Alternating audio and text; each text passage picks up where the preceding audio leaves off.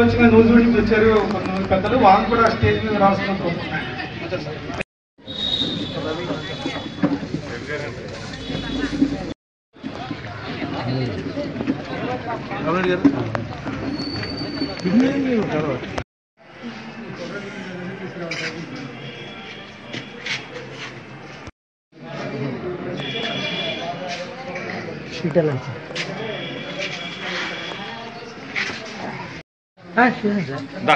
మీకు పెడతాను.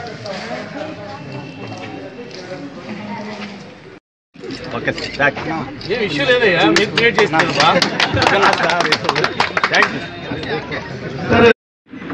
తల్లి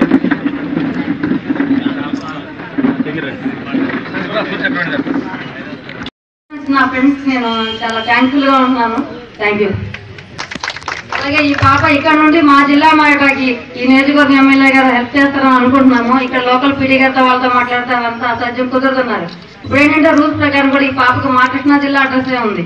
ఆయన సహకారం ఉంటే ఆ పాప వితిన్ 1 month లోనే మా జిల్లాకి ట్రాన్స్ఫర్ చేయడానికి అవకాశం ఉంటుందండి. Thank you. ఆడపిల్లలు ఎక్కడైతే ఉంటారో వాళ్ళకి చదువులో మంచిగా బాగా చదివే పిల్లల్ని ప్రోత్సహించడం, అలాగే ఎక్కడైనా వాళ్ళకి ప్రొటెక్షన్ ప్రాబ్లం వచ్చినా ప్రొటెక్షన్ ఇవ్వడం అనేది నేను ఒక మోటివ్గా పెట్టుకున్నాను. ఈ పాప గురించి ఫస్ట్ రవి గారు నాకు మెసెంజర్లో పెట్టారు. పెట్టిన తర్వాత ఇట్లా చేయాలి మేడం అంటే సరే అన్నాను నేను. దీనికి మెయిన్ సపోర్ట్ నా ఫ్రెండ్సే.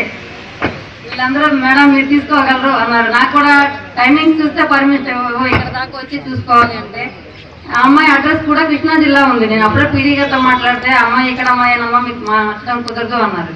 ఆధార్ కార్డు అవన్నీ చూస్తే కృష్ణా జిల్లా ఉన్నాయి. ఇప్పుడు ఇక్కడ కలెక్టర్ గారు నేను మా కలెక్టర్ గారిని రిక్వెస్ట్ చేసి పాప కృష్ణా జిల్లాకు మార్పించుకుని నాకు దగ్గరలో ఎక్కడైనా హాస్టల్లో జాయిన్ చేసి వీకెండ్స్ కానీ హాలిడేస్లో కానీ నా దగ్గర ఉంచుకుంటా పాపని. 14 years లోపు మన ఇంట్లో ఉంచుకోవడం ఎక్కడైతే అసలు ఇంట్లో ఉంచుకోవాలనే ఉంది. ఇంతకుముందు ఒక అమ్మాయిని ఉంచుకున్నాను, తెలంగాణ అమ్మాయిని. అమ్మాయిని బ్యూటిషియన్ చేసి హైదరాబాద్ పంపించాను. అంటే అమ్మాయికి చదువు అలా చదువుకోమని ఎంత చెప్పినా ఇలా ఈ పాప డాక్టర్ అవ్వాలంటుంది. మా అందరి కళ కూడా అమ్మాయి డాక్టర్ అవ్వాలని మా కళ అమ్మాయి నెరవేర్చిందని అనుకుంటున్నాను.